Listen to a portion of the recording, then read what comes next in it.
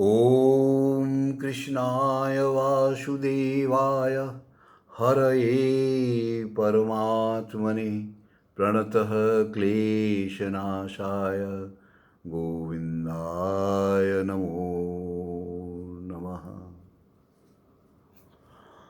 मेरे प्यारे भक्तगण, सादर प्रणाम। आज की चर्चा का विषय है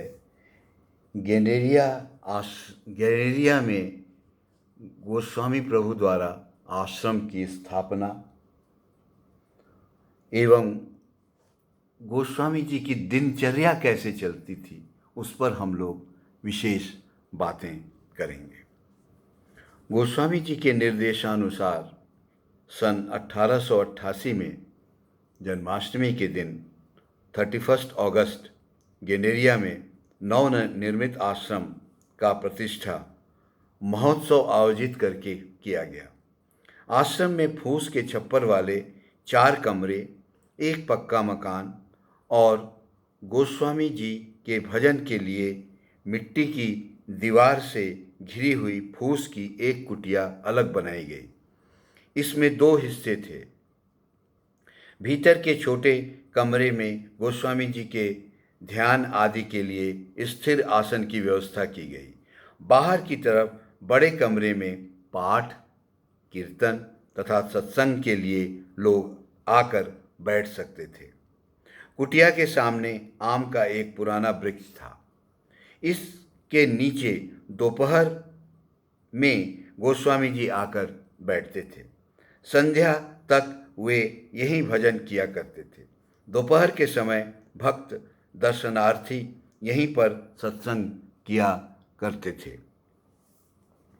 आश्रम में गोस्वामी के परिवार के लोग के साथ साथ कुछ धर्मार्थी शिष्य भी रहा करते थे। माता योगमाया अपनी माँ के सहायता से सबके भोजन आदि की व्यवस्था करती थी। इस कार्य में शिष्यगण भी उनकी सहायता करते थे। आश्रम में गोस्वामी जी की दिनचर्या घड़ी की समयानुसार नियंत्रित थी। गोस्वामी जी की दिनचर्या घड़ी के साथ नियंत्रित थी। अतः हमारा भक्तगणों से निवेदन है कि आप भी अपनी दिनचर्या घड़ी के साथ नियंत्रित करिए। हर कार्य के लिए एक निश्चित समय निर्धारित था। प्रातःकालीन नित्य कर्म के पश्चात चाय पीकर गोस्वामी जी अपनी कुटिया में बैठते थे। ब्रह्म धर्म के प्रचार कार्य के निमित्त विभिन्न स्थानों के प्रवास के दौरान उन्हें मलेरिया रोग हो गया था। तब चिकित्सीय परामर्श पर वे नित्य एक बार चाय लिया करते थे।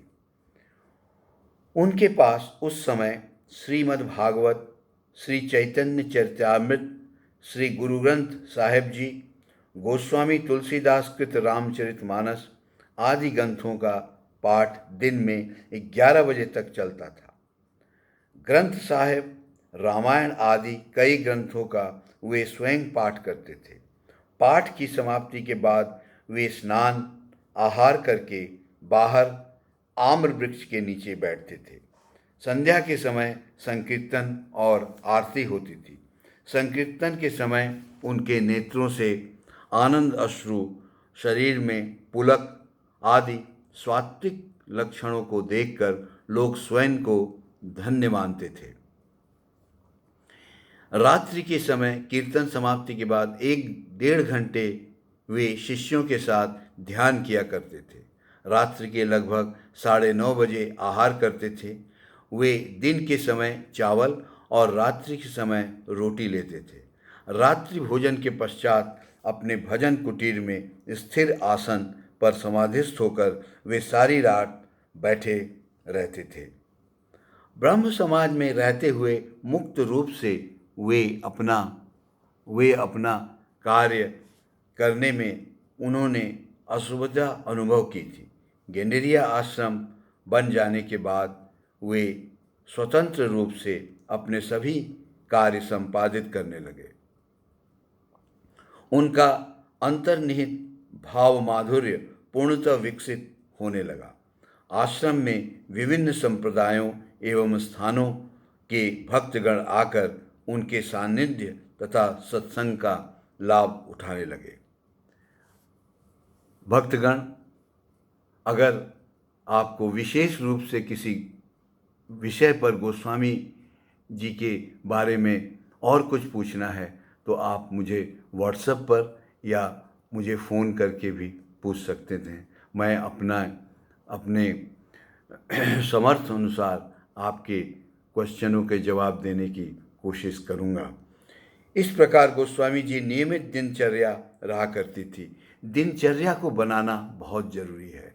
दिनचर्या से अगर आप घड़ी को साथ में लेकर चलते रहेंगे तो पूरा दिन भी बीत जाएगा और दिन जो है वह पॉजिटिव चीज़ों में बीतेगा। समय को सकारात्मक उपयोग ही जीवन का उद्देश्य होना चाहिए। अतः आइए अब हम सब मिलकर भगवत गुणों का गान करें और संकीर्तन करें।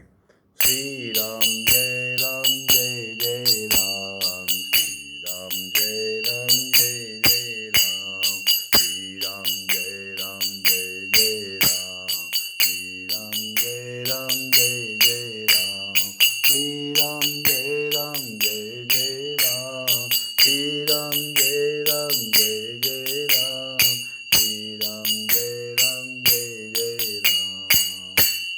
जय जगन्नाथ सुभद्र बलराम, केशव माधव दीन दयाल।